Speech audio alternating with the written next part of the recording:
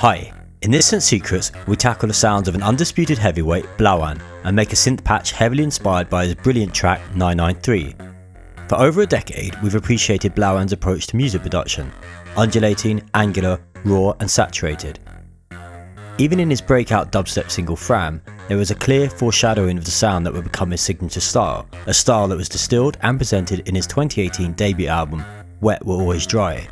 A style that one could describe as undulating, saturated and uneasy, but thoroughly enjoyable techno. In order to make what he makes, Blawan relies heavily on modular synthesizers and the chaotic interplay between those components. His 2017 release 993 is another great look into his sound, and in today's Synth Secrets we're going to explore how to recreate a similar sound without using a single piece of modular hardware, but instead by using Ableton Live and Ableton's native instruments and effects, nothing more, nothing less. We're taking a different approach than we usually do in Synth Secrets when it comes to triggering our synthesizer. Rather than feeding our instrument a MIDI clip, we'll be triggering a synthesizer using Step Divider, a sequencer included in Ableton's probability pack, which comes free with Live Suite. Make sure to download and install a pack from Ableton's site before we get started. We've dropped a link to the original tune below, but for now, here's a taste of what we're creating today.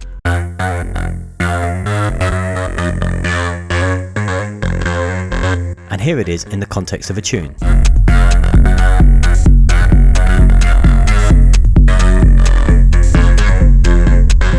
If you wish to follow along, there's a download link to the full Ableton Live session below. One last intro thingy, please remember to subscribe and hit the notification button. We appreciate the support. Right, set your project's tempo to 130 BPM and let's dive in.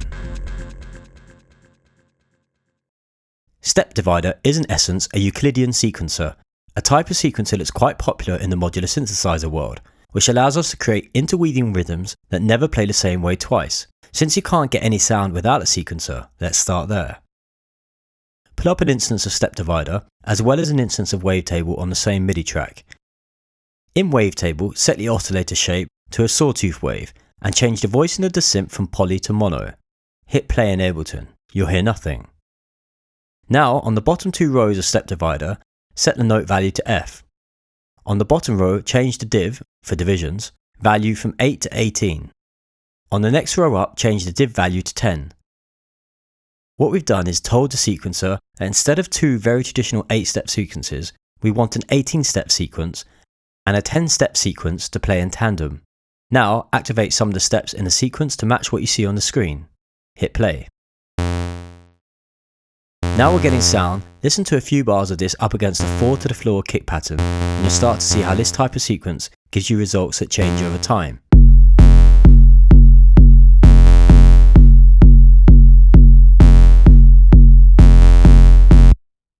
Now we'll complicate the pattern a bit. Make your sequence match the image on screen, paying specific attention to the rate, div and note columns, and activate the same steps in the sequence. It's a humble start, but we're building. Here's our progress so far.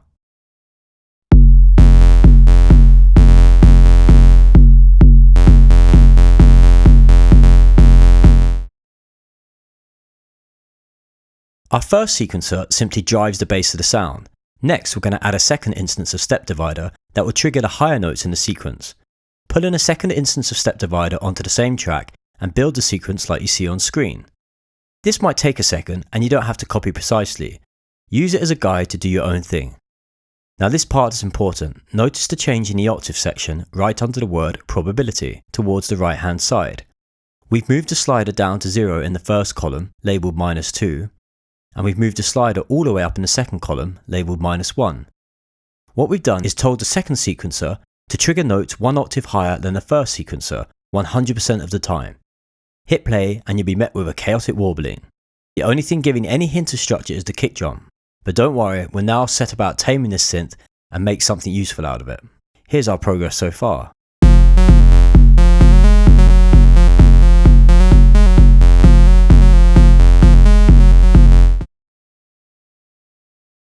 Now head to your wavetable and beginning from the left, engage the sub-oscillator and push the gain all the way up.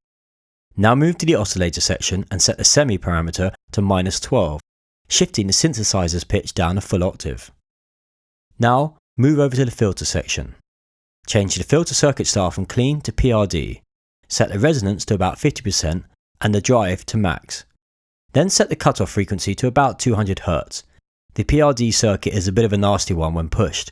It gets us some much needed grit and resonance. We'll also activate a second filter. Change it from a high pass to a low pass filter. Set its circuit style to PRD as well. Set the cutoff frequency to about 2000 Hz and set the resonance to about 90%.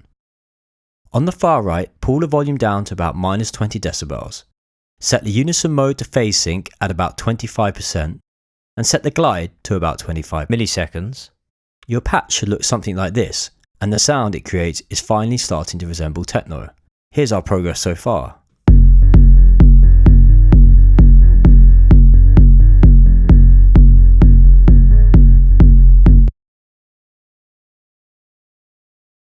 We need to add some movement and interest to this sound, so our next step will be to add some filter modulation.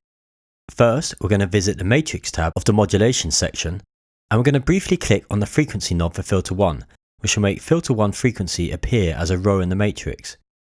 Assign a value of 40 in that row under the Envelope 2 column, causing the filter to open and close each time a note is struck.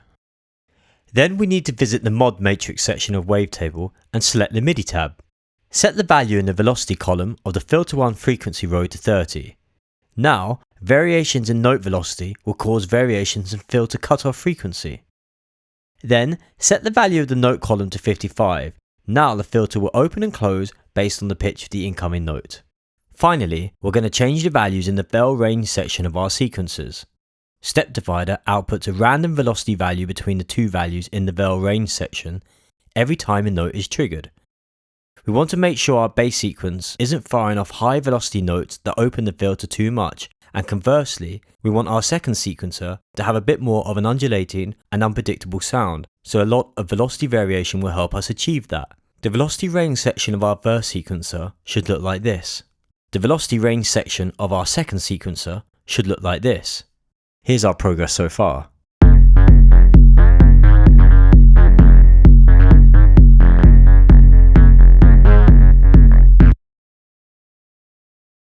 Time to add some grit.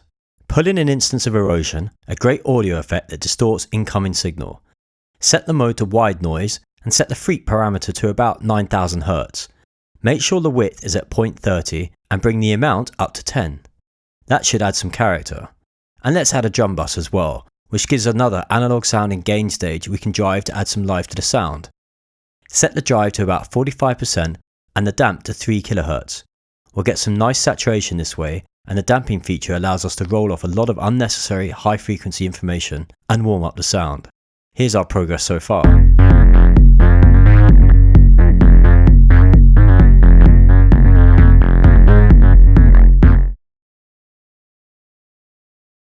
Ableton's hybrid reverb is a great effect that combines lush algorithmic reverb and convolution reverb based on real spaces. The convolution reverb section is a surefire tool for adding subtle space to a sound and bringing it to life. Drop a hybrid reverb on your track, choose the Made for Drums category of impulse responses and select the Metal Garage. Bring the mix to about 25%. Then, move the blend knob all the way to the left, which effectively mutes the algorithmic reverb and solos the convolution section. Next, pull in an instance of echo. We're going to use it for its vintage character it lends, rather than for its delay functionality. Disable the tempo sync function by clicking sync and then pull the delay time down to about 30 milliseconds. Set the feedback to 0%, then set the dry wet mix to about 25%. Then turn the filter high pass setting up to 5 kHz, eliminating any low and mid frequency content from the delayed signal. Turn the filter low pass up to 20 kHz, allowing high frequencies generated by the echo effect to pass on down the signal chain. Finally, click on the character tab, activate noise and turn it up to about 40%. Now you'll hear a subtle tape-like hiss. We do this to set up for the last effect in our chain, an LFO modulated comb filter. Adding noise here gives the filter constant audio content to work with, emphasizing the effect and giving the sound a feeling of constant motion. Here's our progress so far.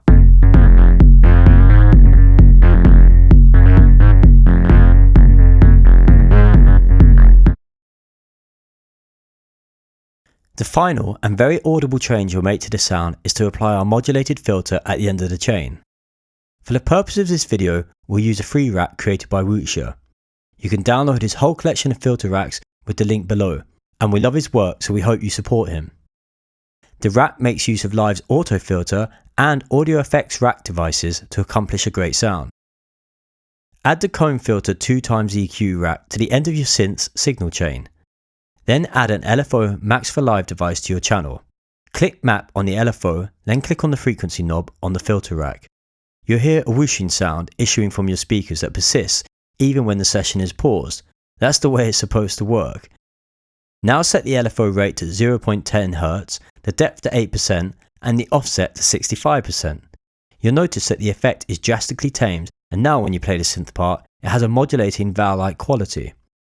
Finally, feel free to add a gate to the very end of the chain and set both hold and release to a high value like 1 second, so that when your session isn't playing, the noise dies off slowly, but the gate doesn't affect the signal in any other way. Here's our final sound. And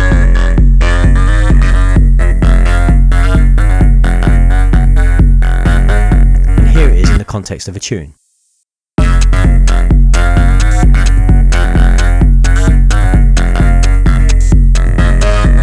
If you like this tutorial, please drop a comment below with any suggestions of tracks you'd like us to try recreate. Feel free to experiment with other settings, turn up the resonance on the synthesizers filter for instant acid, or try different parameters on the comb filter rack for drastic effect. Try different sequences in Step Divider and add in different audio effect chains. Get creative and enjoy the chaotic possibilities. Synth Secrets is an ongoing series, and we've covered Sophie, Blawan, Board to Calendar, Anna and Floating Points. We've left a link below to the full playlist. Thanks for watching and see you next time.